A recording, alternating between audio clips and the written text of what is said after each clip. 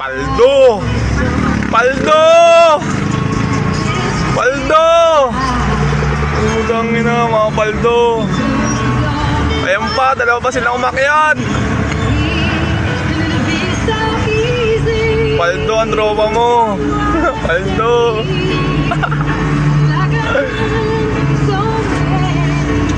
Paldo ano yan? Ha? Paldo dito. Yari kayo kay Orme! Yari kayo kay Orme, boss! Yari Yari kayo kayo! kay Mayor! Tangina nyo, ha? Gago, Paldo yun! Boss, video ka boss oh. Oo, ano mo na yan? Okay, Mayor ta, okay, Mayor, ha? Kay Mayor, ha? Abutin kayong dalawa, ha? Abutin kayong dalawa, ha?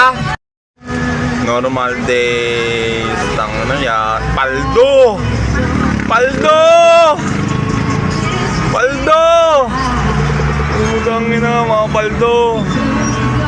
Ayan pa, dalawa pa sila. Hi sa lahat ng bumubuo at miyembro ng God First Vloggers. Maraming salamat sa inyo sa patuloy niyong pagsuporta sa akin. Huwag kayong mag-alala.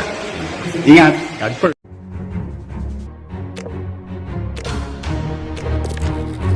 Exclusive for the people of Manila.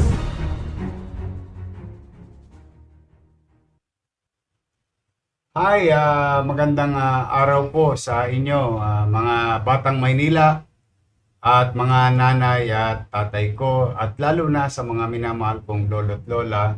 Ay sana po ay nasa mabuti kayong kalalagayan sa oras na ito habang pinanonood nyo ang live stream ng Manila Public Information's Office.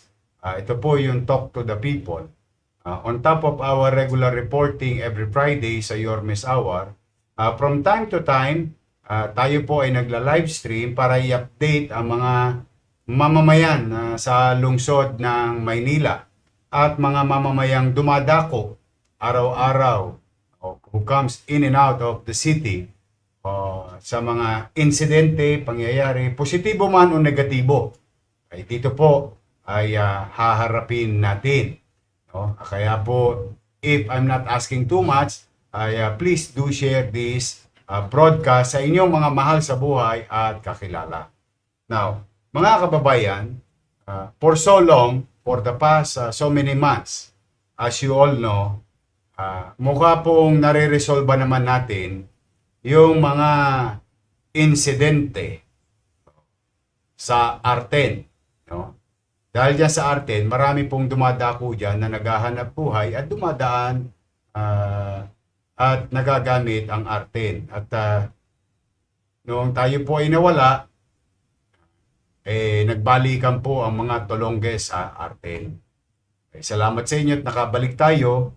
Unti-unti po natin binigyan ng atensyon ang Arten. At dahil sa naman sa sipag ng ating Manila Police District at mga barangay chairman sa dakong Arten, nawawala na po halos. Wala na pong napapabalita kahit man ng panaka-naka na insidente. So, may awa ang Diyos. We will continue to do so. Pumanatag kayo, mga kababayan natin sa lungsod at mga dumadako sa lungsod namin. Now, itong mga Tolongges, siguro naiisip nila na mainit. Sa salitang kalsada, medyo mainit sa Arten o lipat tayo ng lugar. May isa pong insidente at maraming salamat sa isang concerned netizen. Bagay namin ipinagpapasalamat sa iyo. Ipakita mo nga yung video. Paano mga? Ayan. Kung tawagin tong Tolongges na to ay si Boy Paldo. Sabi nga nung isang netizen, sana ipinakita niya. Bagay public naman Kasi gusto kong pasalamatan yung netizen. Itong dalawang ito. Ito po ay perpendicular road sa Arten. Ibig sabihin, wala na sila sa Arten. Pero isa pang kalsada namin na dinadaanan din ng mga truck at naghahanap buhay ay yung Kapulong. Mukhang jackpot. Tama ho yung ating netizen. Paldo. Kaya lamang po, sinasabi ko sa inyo, lalo na sa mga Tolongges, kung tumigil na kayo, dahil may gobyerno na sa Maynila. At ang taong bayan ay nagiging vigilant. Ibig sabihin, nagpa-participate na ang mamamayan na maresolba yung mga ganitong uri ng sitwasyon. Kaya sa netizen na nagpadala nito, nag-post ito, nakarating agad sa akin. Sa awa ng Diyos, ay gusto namin kayong i-update. Ano na ba nangyari sa mga Tolongges na ito? Around 12:30, the personnel of Raha Bago Police, Station 1, led by Police Colonel, tama ba to? Or Corporal? Police Colonel, CPL. Nalilito na ako sa mga corporal o corporal. Dalit salita, police na may dibdib. Mark Anthony P. Mantica and Pat John Mark C. Gondrianios were conducting a routine patrol operation in Barangay 107, Manila as part of the simultaneous Anti-Criminality Law Enforcement Operation or SACLEO. Yan. O dahil dyan, yung isa sa mga suspect at partikular na si Boy Paldo, nasa kote po ng Manila Police District. Dali nyo nga dito yan.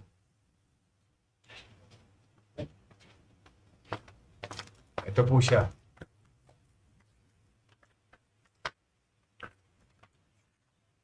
Panggigigilo talaga dahil sa totoo,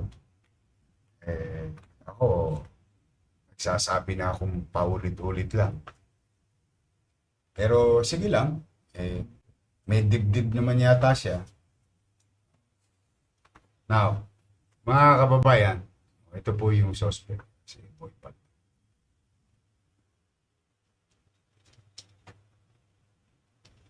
Asan yung kasama mo?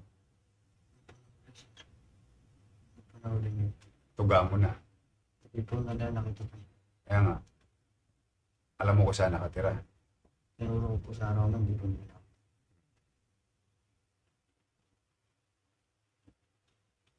O kayong mga nanonood, susubok pa.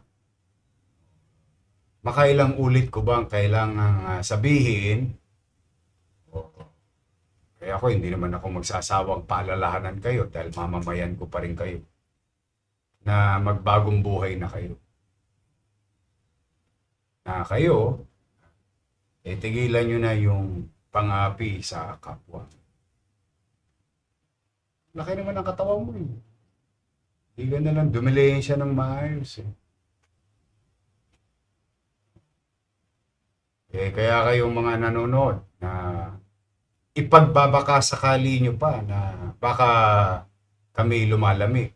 Pag wala kayo napabalitaan, ibig sabihin, walang gumagawa. Pero pagka gumawa kayo, matter of time lang, makakalawin kayo ng Manila Police District. O yung isa, alam mo, payo ko sa iyo. Anong pangalan ng kasama? Jumong po. Jumong. Jumong. Hindi ko alam, taga-Korea ba yun? Hindi. Ba't Jumong? Alayo niyo. O ikaw, Jumong. Ito, partida. Para naman sa kaligtasan mo.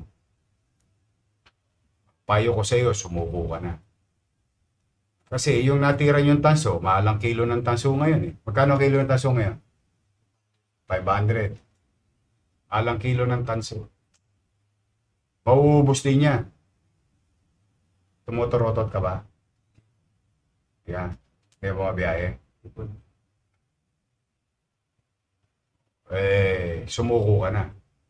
Baka mamaya madisgrasya ka pa sa kalsada. Just so you know, maaaring ikinatutuwa mo na nakatakas ka o nakaiwas ka. Sa ngayon. Pero hindi araw-araw Pasko sa kriminal. May Pasko rin sa pulis. Kaya maaari naman, bilang inyong ama, kaya ko naman gawin ay panawagan. Pero hindi hinto sa panawagan niya. Yan o. ay obligasyon ko sa taong bayan. Ang Maynila maging maliwalas at panatag ang pamumuhay. To the victim, truck owner, yung driver, alam mo ba, malamang yung driver mapapayag. Kapwa mo rin mahirap. Eh for sure, may pamilya yun. Mapapagastos ng wala sa lugar. Talaga. Nagbubuti na nga ako para maayos kayo. Okay, Jumong. Ito si Paldo. Si Boy Paldo. Mauubos din yung pera mo. Magkano lang naman yung kinita ninyo siya sa pagnanakaw niyo sa prank. O kasi sumuko ka na lang. Hopefully, mapatawad ka nung nabiktima nyo. But it is not up for me. Ang trabaho ko, kumuha kayo ng katulonggisan, obligasyon kong madakma kayo, at hirap kayo sa husgado. Mapatunayan kung kayo may sala o wala. So, ulit, no, sa mga netizen, maraming salamat sa inyo. Dahil sa inyo, natutulungan nyo kami na mabantayan ang kapwa natin tao, ang kapwa natin mamamayan. We'll make sure, we'll do our best through the help of the men and women uniformed personnel of the Manila Police District. Eh, pumanatag kayo. Sige, mag-ingat kayo. Thank you, pare. Thank you. Ingat kayo. Sige, dali nyo na yan. Kailan ang ano yan? Ngayong inquest na yan. Sige. Meron po siya talaga. Thank you, pare. Salamat.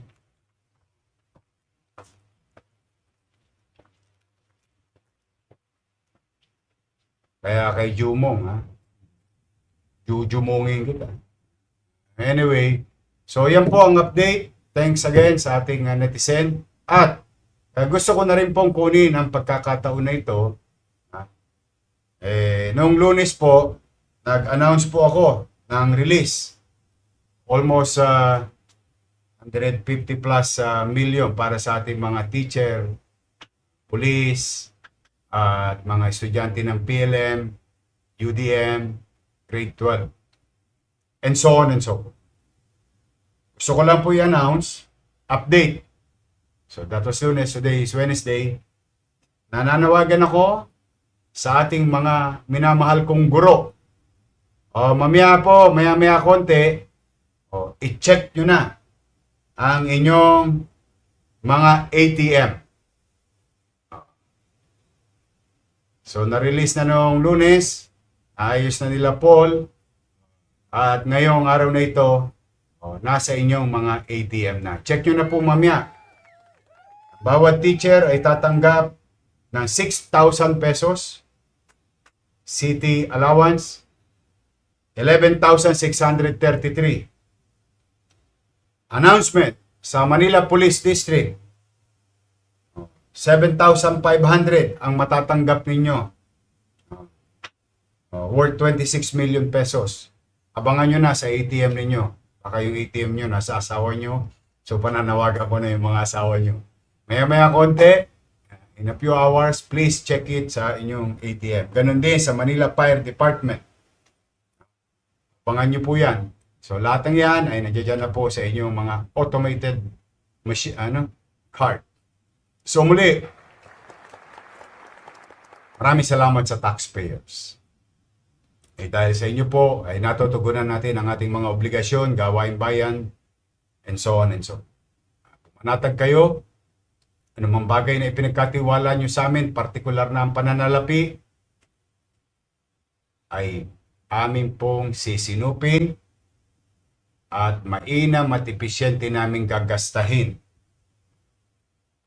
These taxes will be converted into delivery of service to you. Maraming salamat po sa inyong pagtitiwala. At mag-iingat po kayo, and please do share this broadcast. Nang sa ganoon naman, mabigyan natin ng hustisya yung mga nabiktima ng mga Tolongges na ito. Ulitin ko ulit, mga Tolongges, bagong buhay na kayo. Kung hindi man, kayong tatay sa sarili natin bakuran. At mag-iingat po kayo at pagpalain nawa kayo ng buong may kapal. Maraming salamat po. Manila. May bayad ba subscription? Wala, di ba? Click the button, subscribe, then click all.